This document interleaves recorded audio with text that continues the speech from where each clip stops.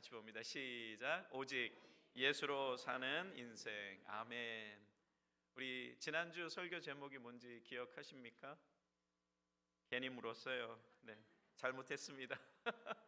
안개 같은 인생에서 우리 예수로만 사는 우리 성도들 되시기를 주님의 이름으로 축원드립니다. 우리 옆에 분에게 이렇게 인사합니다. 안개 같은 인생 주님으로만 사시기 바랍니다. 우리 인사하시기 바랍니다. 안개 같은 인생 주님으로만 사시기 바랍니다. 네, 또 1부 때는 이렇게 했으니까 이렇게 했더니 또 찌그러진 하트가 되더라고요. 그래서 이렇게 한번 해서 주님의 이름으로 사랑합니다. 주님의 이름으로 사랑합니다. 네, 우리 방송실도 사랑합니다. 중위층 사랑합니다. 네, 우리가 사는 이 시대를요, 어떤 시대라고 말을 하냐면은 포스트 모더니즘 시대라고 그렇게 말을 합니다. 이 포스트 모더니즘 시대는 그 상대주의 그리고 해체주의 또 다원주의가 그 특징인 그런 시대입니다. 특별히 그 모더니즘이라고 하는 이 모더니즘, 이것은 이 시대는 그 학자들마다 연대는 조금씩 다를 수 있습니다. 그런데 1920년대에 일어난 근대화 운동이에요. 그래서 근대적 감각을 통해서 이 이성을 중요시하고 합리성, 합리주의를 중요하게 생각했던 것이 이 모더니즘 시대의 사상들입니다. 그래서 이때 나타난 게 뭐냐면 낭만주의라든가 실존주의 이런 것들이 나타났습니다. 그런데 모더니즘 시대의 특징은 뭐냐면 교회의 권위를 인정하지 않으려고 합니다. 그리고 또 기계 문명, 그렇죠? 그때 이제 기계 문명들이 발달하기 시작하잖아요. 그러면서 기계 문명이라든가 또 도시화 되어지는 그러한 시기가 바로 이 모더니즘 시대의 특징이라고 그렇게 말을 합니다. 그러면 포스트 모더니즘, 우리가 살고 있는 이 시대는 어떤 시대입니까? 좀 전에 제가 말씀드렸죠? 상대주의, 또 해체주의, 다원주의, 그렇죠? 그 위에 있잖아요. 그런데 이것도 마찬가지로 학자들마다 약간 시간의 개념은 연도의 개념은 다릅니다. 어떤 학자들은 1960년대로 보고 어떤 학자들은 1970년대부터라고 이렇게 이야기를 합니다. 포스트 모더니즘, 후현대주의라고 하는 이 포스트 모더니즘 시대의 특징은 뭐냐면요, 바로 문화 운동에서 시작되어서요, 또 이 그 포스트 모더니즘 이 사상이 모든 영역 속에 퍼져나갔습니다. 그래서 심지어는 종교적인 그 영역까지 이 영향을 미치고 시대의 이념이라고까지 이렇게 발전하고, 지금 우리가 살고 있는 이 시대가 바로 포스트 모더니즘 시대에 살고 있다라고 그렇게 말합니다. 물론 지금 우리 현대는 AI 시대고 이렇지만 그 사상적 흐름을 보면 그렇다는 겁니다. 그러면은 사랑하는 성도들이, 제가 한 개만 설명을 드릴게요. 포스트 모더니즘 시대의 특징이 상대주의라고 그랬습니다. 그리고 또 해체주의, 그리고 좀 박자 좀 맞춰 주세요. 다시요. 뭐? 네. 앞에 나왔잖아요. 다시 시작. 상대주의. 이렇게 좀 해줘야 저도 신바람이 나서 설교를 하죠. 그냥 그 기도하고 마칠 뻔했잖아요. 근데 여기서 해체주의라고 하는 것은 그 조금 이해가 되고, 또 다원주의는 또 종교에서 말한다면 기독교뿐만 아니라 모든 종교에서 구원이 있다라고 그렇게 말을 하는 겁니다. 그러니까 그러니까 모든 종교에는 구원이 있다라고 이야기하는 기초가 되는 것이 상대주의예요. 그럼 상대주의가 뭘까요? 그것은 그 각 사람들마다 뭐가 있냐면 경험이 있죠. 또 각 사람들이 사는 문화가 있죠. 그렇죠? 가정에도 문화가 있는 거 아세요? 각 가정마다 그 집안의 문화가 틀린 거 아십니까? 다 달라요. 그래서 우리의 경험, 문화 등에 따라서 여러 가지 조건들이 차이가 나죠. 그런데 가치 판단이 또 사람들이 다 같습니까? 다릅니까? 가치 판단이 다 달라요. 그래서 가치 판단 또는 진실의 기준이 달라진다면 달라지는 것을 어떻게 이 상대주의는 말하냐면 다 맞다라고 이야기하는 거예요. 우리가 가치 기준이 다 달라요. 어떤 사람은 그 옳고 그름의 차이도 달라요. 진실의 기준도, 그러니까 사랑하는 성도들이 진실의 기준도 각 사람에 의해서 달라질 수 있다는 거예요, 없다는 거예요? 이게 자유예요. 그래서 예전에는 우리 동성연애라든가 이런 것들이 어땠습니까? 우리 한국 문화 속에서 집안에 동성연애를 하고 이런 사람이 있으면은요, 그 집안에서 어땠느냐면 예전에는요 내쫓겼어요. 그래서 그분들이 어디로 많이 갔냐면 미국으로 많이 갔어요. 그런데 지금은 그것이 아무런 문제가 안 돼요. 왜냐하면 가치 기준이 다 어떠니까요? 다르니까요. 사랑하는 성도들이요, 이것이 지금 오늘날의 사회 속에 우리 어린 아이들서부터 장년에 이르기까지 깊이 뿌리 내리고 있어요.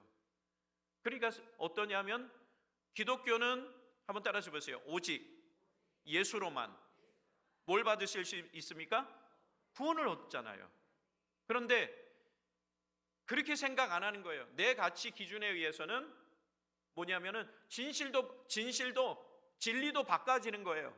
이게 상대주의예요. 그러니까 사랑하는 성도들이요, 기독교의 진리는 뭐냐면 오직 예수, 할렐루야, 오직 예수, 복음이에요. 믿음이에요. 그런데 내가 생각할 때는 불교를 믿는 그 믿음 속에서도 구원이 있다, 이렇게 생각하는 거예요. 그런데 상대주의는 그것이 다 뭐예요? 박수 쳐주는 거예요. 그게 지금 오늘날의 시대예요. 사랑하는 성도들이요, 아무리 좋은 사상이나 좋은 생각 또 좋은 이념이라 할지라도요, 그 속에 악한 영이 역사하면, 사탄이 역사하면요, 그 좋은 사상은 어떻게 되어지느냐면 하나님을 믿게 만듭니까? 거역하게 만듭니까? 거역하게 만들어요. 배교하게 만들어요. 그것이 우리 예수님께서 십자가에 달려 돌아가시고 또 3일 만에 부활하시고요, 승천하시고, 그리고 이제 제자들로 인해서 어떻게 되냐면 초대교회들이 세워집니다. 그런데 초대교회가 세워지는 그때에도 이단들이 있었어요. 영지주의라고 하는 이단이 들어왔어요. 자, 들어보세요. 영지주의는 영육 이원론을 주장합니다. 그래서 영은 선하고 육체는 악하다라고 이야기하는 거예요. 자, 이해가 되죠? 자, 보세요. 우리 육체는 악합니까? 선합니까? 악합니까? 선합니까? 악하잖아요. 우리 육체는 죄를 지어요. 근데 영은 있잖아요. 그렇지 않다는 거예요. 그러면 영이신 하나님께서 어떻게 사람의 몸을 입고 성육신 할 수 있느냐 이거예요. 이것으로 그 당시의 사람들을 미혹하는 거였어요. 그럴듯하지 않습니까? 지금 우리가 사는 이 시대가 상대주의라고 하는, 얼마나 그럴듯해요. 예수 믿지 않는 사람들은 교회에서는요 구원이 없다라고 얘기해요. 너네는 왜 이렇게 편협적으로 신앙생활 하냐? 상대주의에 의하면 내 가치 기준, 그 불교에도 구원이 있고 모든 종교에는 구원이 있어. 왜 너는 그렇게 편협하게 신앙생활 하냐? 이렇게 얘기하면 많은 사람들이 오직 예수로만 구원을 얻습니다라고 하는 이 복음의 진리의 말씀보다도 더 달콤하게 들려지는 거예요. 그러니까 점점점 어떻게 되느냐 하면 교회는 위축이 되어지고 세상 사람들은 그 상대주의, 포스트 모더니즘 사상 속에 젖어서 점점점 하나님을 어떻게 하느냐 하면 배교하며 살아간다는 사실이에요. 요한 바오로 2세라고 하는 교황이 있죠. 2005년에 죽었습니다. 그런데 이 요한 바오로 2세 이 사람이 생전에 LA 타임즈하고 인터뷰를 했는데 그 인터뷰 내용 중에서 이 요한 바오로 2세가 뭐라고 얘기하느냐면요. 한번 넘겨봐 주세요. 시작. 같이 읽어볼게요. 시작. 정의로운 삶을 사는 모든 사람들은 예수 그리스도와 로마 캐톨릭을 믿지 않아도 뭐가 있다고요? 구원을 얻는다라고 그렇게 얘기했어요. 자, 그 당시 요한 바오로 2세 이 교황은요, 많은 사람들에게 영향력을 끼쳤던 사람이에요.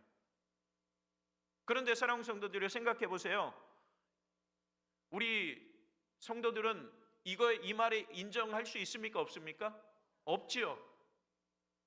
정의로운 삶을 사는 모든 사람들은 예수 그리스도와 로마 캐톨릭을 믿지 않아도 구원을 얻을 수 있다라고 말하는 것. 예수를 믿지 않는 사람들에게는 얼마나 달콤하게 들립니까? 그렇죠? 우리 생각해 보세요. 교회 다니지 않습니다. 그런데 길거리에 가는 사람한테 에라이 지옥이나 가라 하면 그 사람이 아싸 좋아요 그러겠습니까? 어떻게 할까요? 아마 몽둥이 들고 쫓아오고 우리 때리려고 그럴 거예요. 그런데 아이고 천국 가세요. 잠시 어떤 이야기라고 천국 가십시오라고 하면은 그 사람은 어떻게 하겠어요? 좋아할 거예요. 좋아해요. 그렇듯이 사랑하는 성도들이요, 세상 사람들에게 이 정의로운 삶, 선한 삶, 착한 삶을 사는 모든 사람들은 그리스도와 상관없이 구원을 얻는다라고 했을 때 얼마나 달콤하게 다가옵니까? 그러나 사랑하는 성도들이요, 상대주의에서는, 포스트 모더니즘 시대에서는 가치관도 바뀌고 진리도 바뀌는 그런 상황 속에서 사랑하는 성도들이요, 우리는 신앙을 굳게 지킬 수 있는 우리 성도들이 되시기를 주님의 이름으로 축원드립니다. 그렇기 때문에 우리가 전도하기가 얼마나 힘든지 몰라요.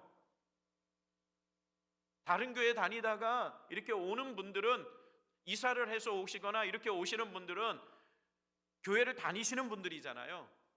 근데 정말로 우리가 말하는 그 전도하시는 그런 분들이 말할 때에 정말 아무것도 모르는 분들을 전도하기가 얼마나 힘든지 모르는 거예요.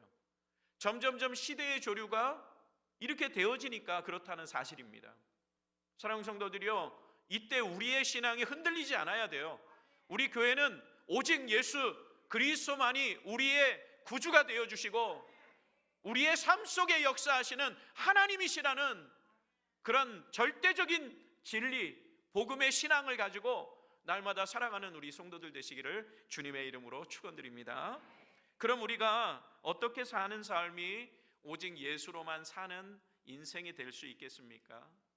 우리 첫 번째 한번 다 같이 한번 보겠습니다. 시작. 내가 그리스도와 함께 십자가에 못 박혀 죽었다는 것을 인정하는 삶입니다. 믿으십니까? 한번 따라해 보세요. 내가 인정하는 삶. 뭘 인정하라고요? 그리스도와 함께 십자가에 못 박혀 죽었다는 것을 인정하는 삶을 살라는 거예요. 이 말씀은 굉장히 중요합니다. 우리가 신앙생활 할 때 이 말씀을 우리가 붙들지 않으면 우리는 어떠냐면 이 상대주의나 포스트 모더니즘이나 또 다원주의라고 하는 이 물결에 휩쓸릴 수밖에 없어요. 우리 좀 전에 성경 읽었죠? 갈라디아서 2장 20절 말씀 다 같이 한번 읽어보겠습니다. 시작. 내가 그리스도와 함께 십자가에 못 박혔나니 그런즉 이제는 내가 사는 것이 아니요 오직 내 안에 그리스도께서 사시는 것이라.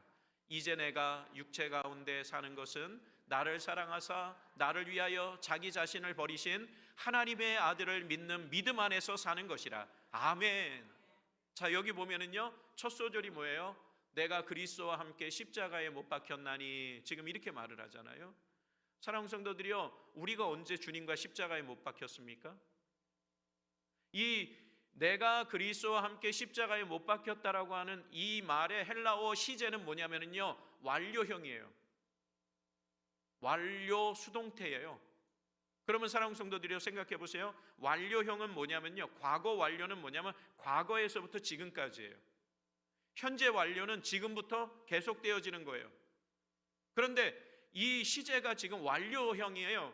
그러면은 과거에 우리 주님께서 십자가에 못 박혀 죽으실 때, 그때 나도 어떻게 됐다는 거예요? 함께 십자가에 죽었다는 거예요. 그런데 우리가 언제 죽었어요? 지금 사도 바울은 지금 우리를 막 헷갈리게 하고 있어요. 지금 우리가 언제 십자가에 달려 죽었다라고 이렇게 이야기하는 걸까? 이 말씀을 이해하기 위해서는요, 사랑하는 성도들이요, 우리 19절 말씀을 알아야 돼요. 19절 말씀 보면, 갈라디아서 5장 19절 말씀에 보면은요, 어떻게 되어 있느냐면, 우리 다 같이 한번 읽어볼게요. 2장 19절 시작. 내가 율법으로 말미암아 율법에 대하여 죽었나니 이는 하나님에 대하여 살려 함이라. 그리고 연결되는 말이 뭐냐면은 내가 그리스도와 함께 십자가에 못 박혔나니 그랬어요. 19절에 뭐라고 됐느냐면, 내가 율법으로 말미암아 율법에 대하여 죽었나니가 하나의 문장이고요.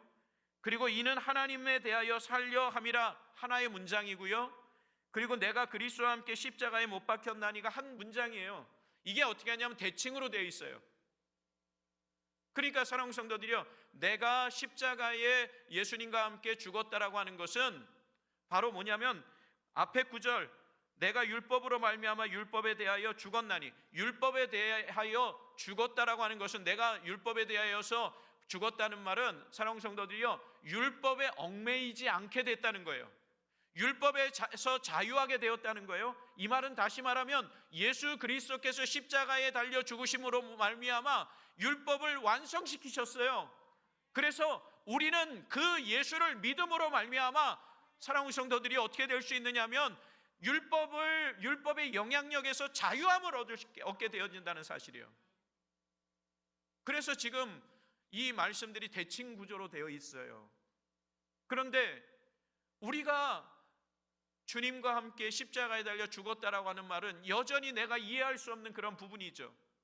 사랑하는 성도들이요, 갈라디아서 3장 15절에 13절, 갈라디아서 5장 24절에 봐도 거기에서도 십자가에 못 박았다라고 그래요. 우리 다 같이 한번 읽어볼게요. 갈라디아서 5장 24절 앞에 좀 찾아주세요.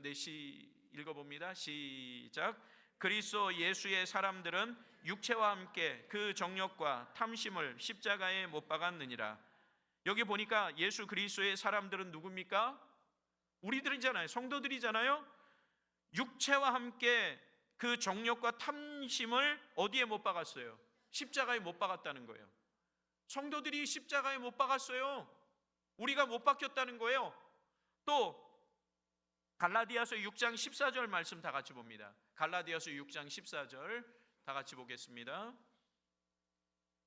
네, 같이 봅니다. 시작. 그러나 내게는 우리 주 예수 그리스도의 십자가 외에 결코 자랑할 것이 없으니 그리스도로 말미암아 세상이 나를 대하여 십자가에 못 박히고 내가 또한 세상을 대하여 그러하니라.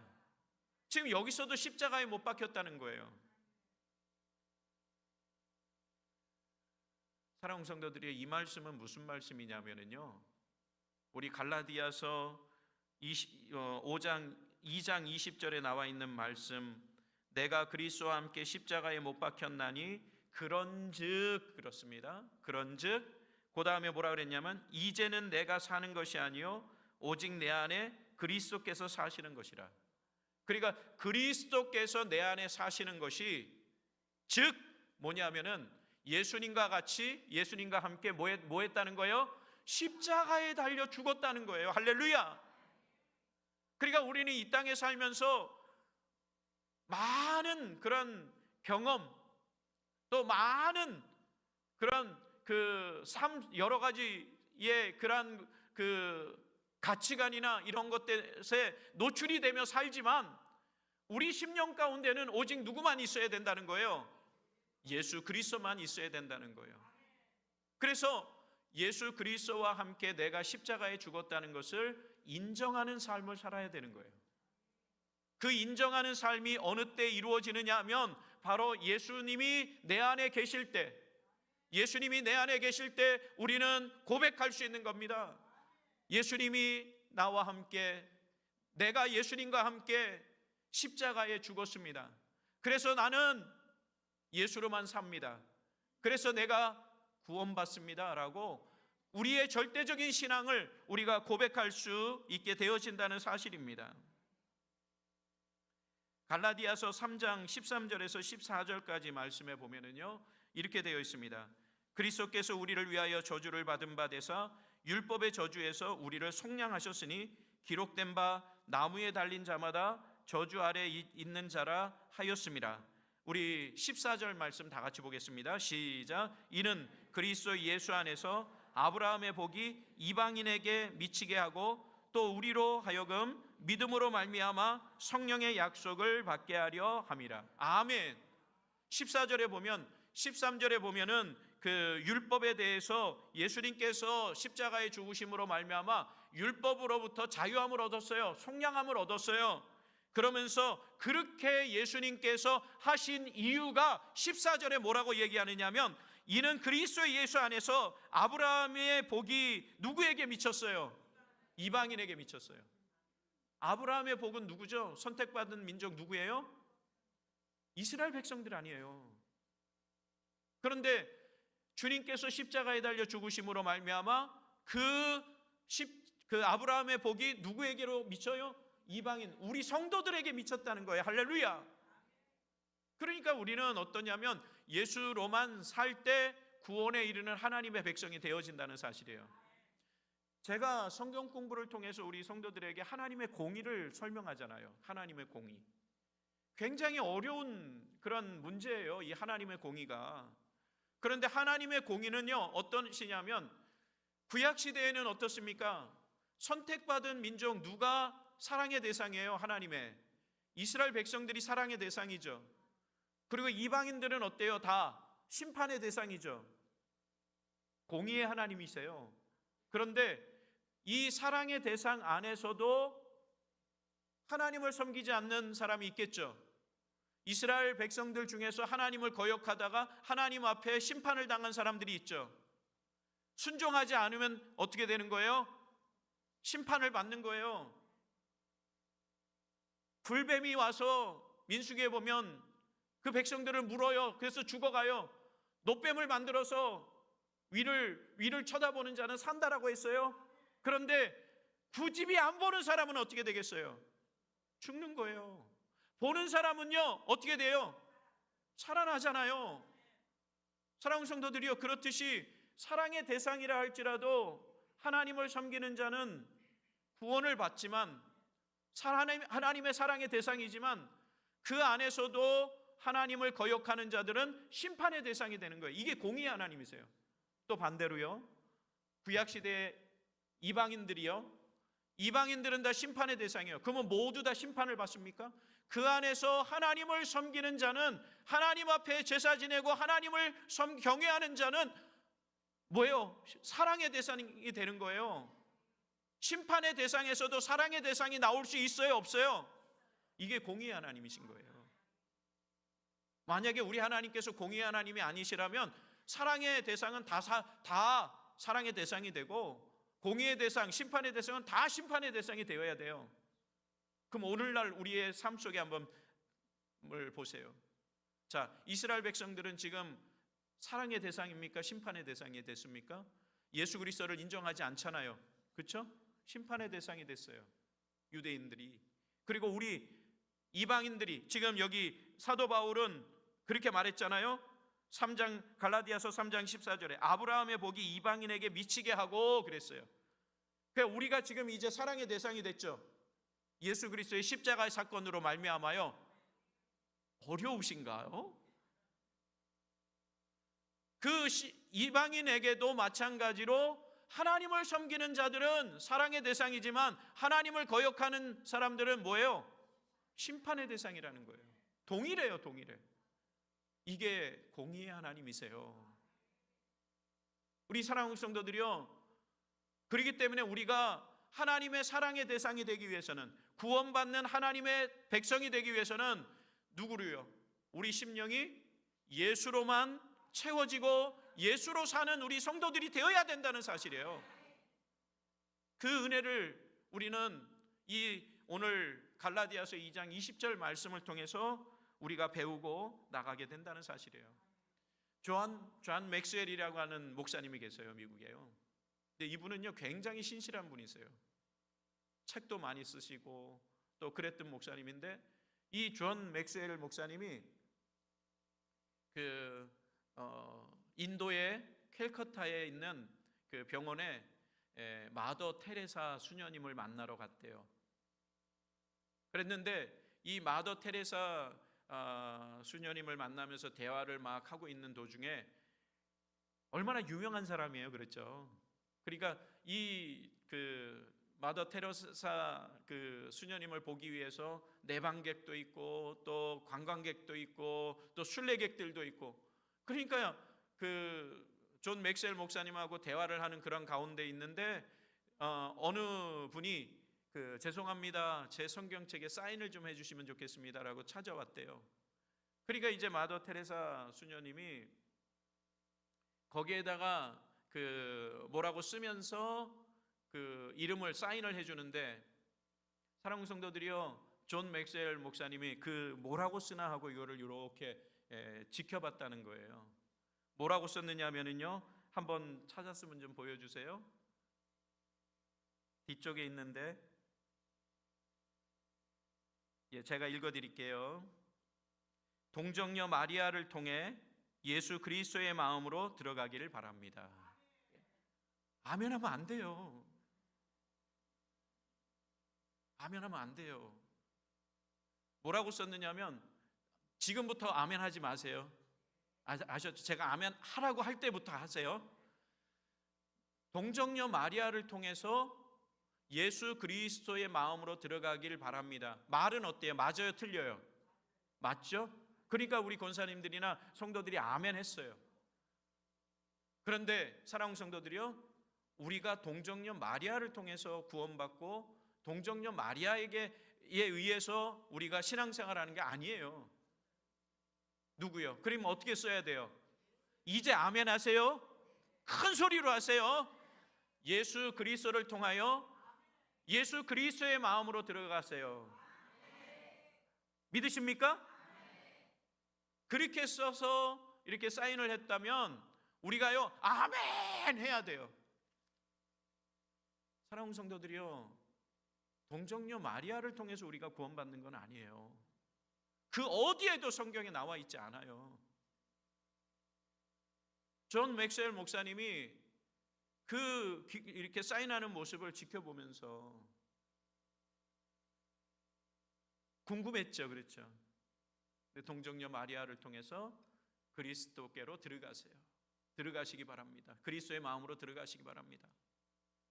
사랑하는 성도들이요, 사도행전 4장 12절 말씀에 보면은요, 우리 다 같이 한번 읽어볼게요. 시작. 다른 이로서는 구원을 받을 수 없나니 천하 사람 중에 구원을 받을 만한 다른 이름을 우리에게 주신 일이 없음이라 하였더라. 할렐루야. 누구의 이름으로요? 예수 그리스도의 이름으로 우리에게 구원을 주신 것이지, 다른 이름으로는 그 누구의 이름이라 할지라도, 세계를 정복한 그 위대한 인물이라 할지라도 우리를 구원할 수 없어요. 구원시킬 수 없어요. 사랑하는 성도들이요, 오직 누구? 예수님만이 우리의 구원자가 되어주신다는 사실이에요. 그것을 우리는 믿고 나가는 우리 성도들 되시기를 주님의 이름으로 축원드립니다. 우리는 예수 그리스도로 말미암아 우리의 옛사람이요 다 어떻게 됐느냐면, 다 우리의 죄가 씻겨져 내려갔어요. 옛사람이. 그러면 지금 우리 죄 안 지어요? 안 짓지 못하잖아요. 그런데 사랑하는 성도들이요, 왜 우리를 가리켜서 의인이라고 말을 하느냐면, 예수 그리스도의 십자가의 보혈의 은혜를 믿기 때문이에요. 믿기 때문에 우리를 가리켜서 의인이 되었다라고 봐주는 거예요. 누가요? 우리 하나님께서. 너는 이제 내 아들이 되었다라는 거예요. 누구 때문에? 예수님 때문에. 사랑하는 성도들이여, 우리는 주님을 날마다 바라보면서 우리의 삶 속에 예수로만 사는 우리 성도들 되시길 주님의 이름으로 축원드립니다. 오직 예수로 사는 인생은요, 두 번째, 그 마음에 그리스도께서 사시는 삶을 사는 백성들이에요. 연세대학교 세브란스 병원에 그 암센터 소장으로 있었던 이희대 박사님이란 분이 계세요. 이희대 박사님. 이분은 2013년 5월 16일 날, 제가 어떻게 외웠냐면 5.16 있죠. 근데 이 이희대 박사님이 2013년 5월 16일 날 하나님의 부름을 받으세요. 근데 이분이요, 2003년에 대장암 사기 판정을 받아요.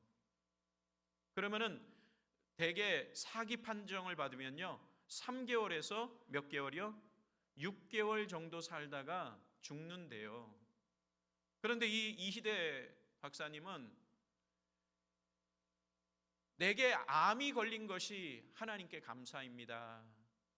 다른 말로 말하면 내게 암이 걸린 것이 하나님의 축복입니다라고 그렇게 말을 하면서요, 그는 죽음의 고비를 넘기면서까지도 그 암 환자들을 치료하고 수술하고 2003년에 발병했으면 몇 년을 사신 거예요?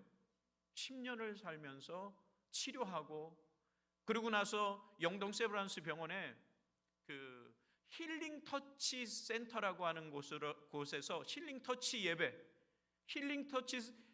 예배를 하나님 앞에 인도하는데 사랑하는 성도들이 한 400~500명이 모였다고 그래요.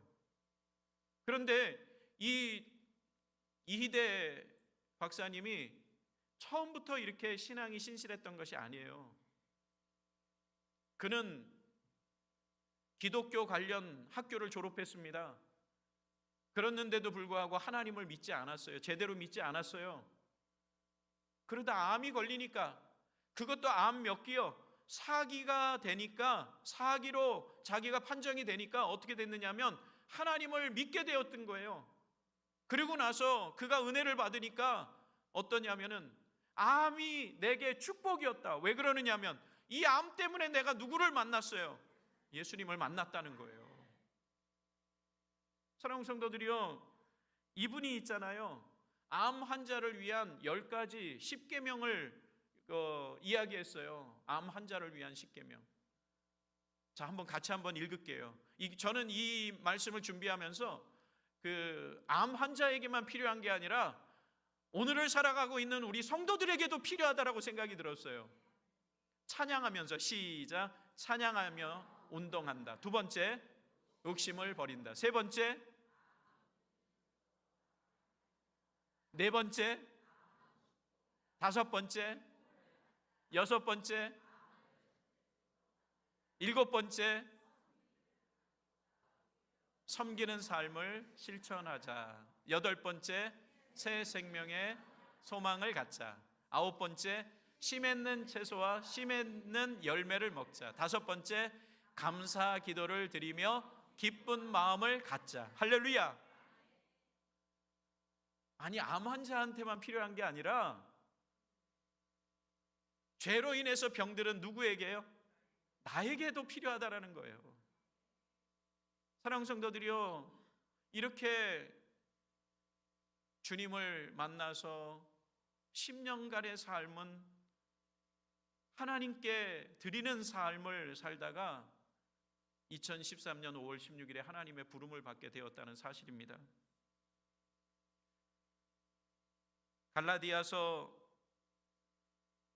2장 20절 말씀에 보면 이제는 내가 사는 것이 아니요 오직 내 안에 누가 사는 것이에요? 그리스도께서 사시는 것이다 라고 그랬어요. 로마서 6장 6절에 보면 이렇게 말합니다. 우리가 알거니와 우리의 옛사람이 예수와 함께 십자가에 못 박힌 것은 죄의 몸이 죽어 다시는 우리가 죄에게 종노릇하지 아니하려 함이니 그랬어요. 우리가 이제는 예수님 때문에 죄의 종노릇하는 것이 아니라 자유함을 얻었어요. 죄에서 자유함을 얻은 하나님의 백성이 되었다는 사실입니다.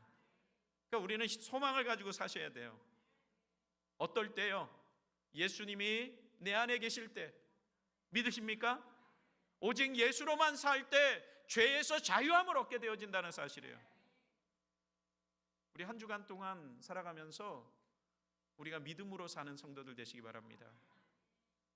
자, 이 그림만 좀 보여드리고 우리 예수로 충만하네 이 찬양하고 우리 잠시 기도할게요.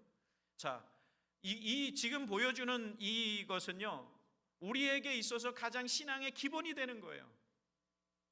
하나님께서 주신 그 구원의 원리를 아는 성도들은 이것이 가장 기본적이지만 우리 심령 마음밭에 새겨놔야 돼요.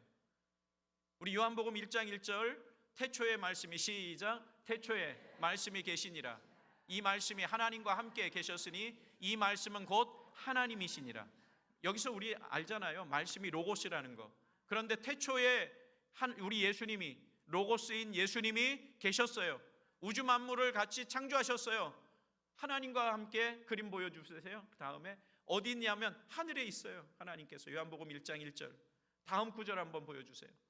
요한복음 1장 14절 시작 말씀이 육신이 되어 우리 가운데 거하심에 우리가 그 영광을 보니 아버지의 독생자의 영광이요 은혜와 진리가 충만하더라. 할렐루야. 그런데 하나님께서 예수님께서 하늘에 계셨다가 사람의 몸을 입고 이 땅에 어떻게 하셨어요?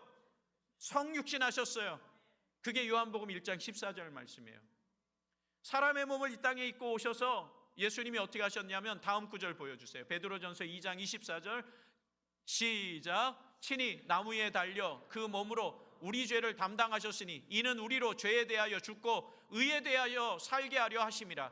저가 채찍에 맞음으로 너희는 나음을 얻었나니. 할렐루야. 자, 그림 보여줘 보세요. 자, 예수님께서 하나님과 함께 하늘에 있다가 성육신 하셨죠? 그리고 나서 어떻게 됐느냐면 예수님께서 십자가에 달려 돌아가셨다는 거예요. 자, 그 다음에 보여줘 보세요. 같이 로마서 8장 34절 시작 누가 정죄하리요 죽으실 뿐만 아니라 다시 살아나신 이는 그리스도 예수시니 그는 하나님 우편에 계신 자. 됐습니다. 다음 그림 보여줘 보세요. 하나님께서 예수님이 하나님과 함께 계셨죠? 이 땅에 오셨죠? 성육신 하셨죠? 3일 이 땅에 오셨다가 십자가에 달려 돌아가셨다가 3일 만에 어떻게 되셨어요? 부활하셨죠? 그리고 어떻게 했어요? 하나님 보좌 우편으로 올라가셨죠? 승천하셨죠? 그 다음에 다음 구절 한번 보여주세요. 마태복음 24장 30절 시작 그때에 인자의 하늘에서 보이겠고 그때에 땅의 모든 족속들이 통곡하며 그들이 인자가 구름을 타고 능력과 큰 영광으로 오는 것을 보리라. 할렐루야. 우리 예수님께서 이 땅에 다시 뭐 하시는 것을 본다고요? 재림하시는 것. 그런데 사랑하는 성도들이요, 시와 때 날짜 알 수 있어요? 없어요? 몰라요. 그거 안다고 떠들면 그 사람은 뭐예요? 잘못된 사람이에요. 우리 예수로만 사는 우리 인생들은, 우리 성도들은요 어떠냐면 이것이 우리 마음밭에 새겨져서 우리가 이 땅에 살아가면서 하나님 나는 예수로만 사는 것으로 충분합니다. 구원 얻은 하나님의 백성입니다. 이것을 고백하면서 날마다 나가는 우리 성도들이 되어야 된다는 사실이에요. 저 한번 따라서 해보세요. 주는 그리스도시요 살아계신 하나님의 아들이십니다. 내가 믿습니다. 나는 죄인인데요 주님, 나를 위해서 우리 주님이 나를 위해 십자가에 달려 돌아가셨습니다. 나는 그분 믿어요. 그 주님 믿어요.